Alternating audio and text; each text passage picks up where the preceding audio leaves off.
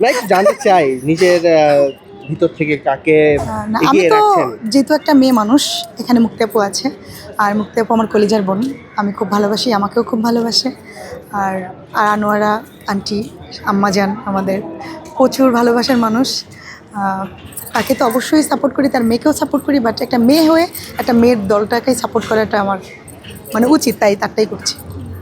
আচ্ছা, একটু ভিন্ন প্রসঙ্গে জানতে চাই, আপনার যে প্রাক্তন হিরো হ্যাঁ, হিরো আলম, সে আজকে সংবাদ সম্মেলন করেছে, আর তাকে সদস্যপদ দেওয়া হয়নি, তাকে হিরো বলে মনে করে না অনেকে। তো সে নির্বাচন বিষয়ে একটা সংবাদ সম্মেলন করেছে এবং বলেছে যে তাই সে লিগ্যাল নোটিশ পাঠাবে এখানে নির্বাচনের আগে, তাকে কেন সদস্যপদ নেওয়া হয়নি। এই বিষয়টা নিয়ে একটু জানতে চাই, আপনার জানা হয়েছিল কিনা? হ্যাঁ, আমার জানা হয়েছিল, ইউটিউবে দেখেছি আমি, তার কিছু সাক্ষাৎকার দেখেছি।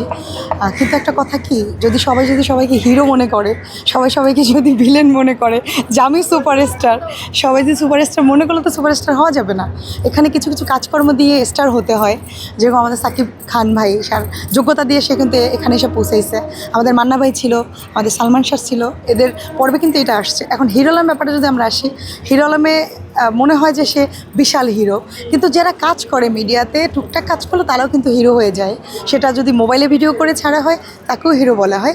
এখন সে তার মনে করছে যে পুরা সুপারস্টার সে হিরো, তাকে কেন দেওয়া হলো না।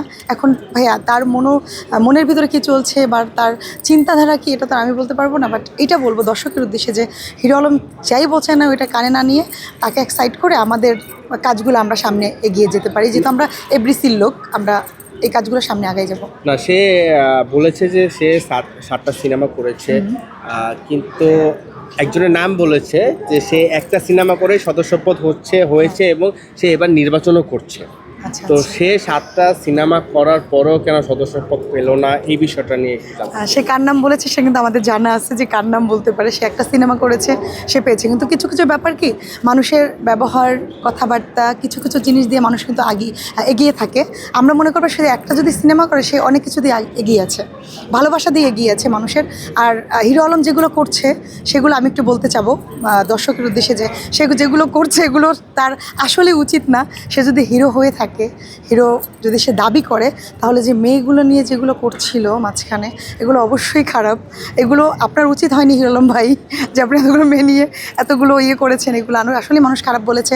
আপনি হিরো নিজেকে নিজে মনে করবেন, ঠিক আছে, কিন্তু যারা দর্শক, যারা হলো আমাদের সাংবাদিক প্যানেল যারা আছে, তারা যদি মনে না করে আপনি কোনোদিন বড় হতে পারবেন না। আমি তার এতটুকু বলবো। সে বলেছে যে তার ভয়ে নাকি তাকে সদস্যপদ দেওয়া হয়নি, যদি সদস্যপদ দেওয়া হতো সে নির্বাচন তার করতো। ভয়ে? হ্যাঁ, এই আচ্ছা, ভয় নাকি তাকে সদস্যপদ দেওয়া হয়নি। তার ভয়ে সে, তাকে যদি দিত তাহলে সেই হতো, আর কেউ হইতেই পারতো না। সেই ভয়ে দেয়নি, তাই তো? হ্যাঁ। আচ্ছা, যাই হোক, সে যেহেতু বলছে, তার বলার ইয়েতে সে বলতেই পারে। এখানে আমার বলার কিছু নেই, কিন্তু আমি এতটুকুই বলবো, আমরা আর্টিস্ট, আমরা কাজ করছি। আর যারা ভোটার যারা ভোটে দাঁড়িয়েছে, আমরা তাদের সাপোর্ট দিব সামনে এগিয়ে যাওয়ার জন্য। আর হিরো আলম ভাইয়ের কথাটা আমি আর কিছু বলতে চাচ্ছি না। আপনি কি তাকে হিরো মনে করেন না? না, আমি এটাই কথাটা কীভাবে বলবো। হিরো অবশ্যই মনে করি, একটা কাজ করলো সে হিরো, আর দুটা কাজ করলো সে হিরো। কিন্তু হিরো যেহেতু নাম লাগিয়েছে হিরো আলম, তাহলে সে হিরো। এটা কেউ না মনে করলো, তার জোর করে মনে করাইতে হবে। না, আমরা যত